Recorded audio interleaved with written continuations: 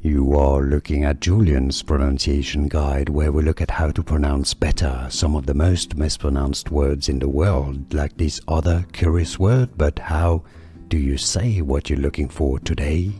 Let's learn once and for all how to pronounce these two words. They have very similar spellings, but very different pronunciations and very different meaning.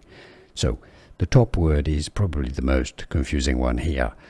It's pronounced as ragged, meaning old or torn or having irregular uneven surface, outline, ragged, something a bit rough, right? Ragged.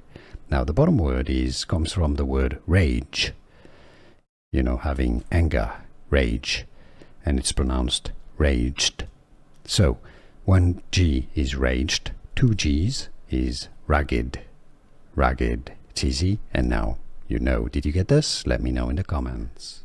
Here are more videos on how to pronounce more confusing words and names too many mispronounced. Like this video if you found it useful. I appreciate your support. I'll see you soon, and thanks for watching.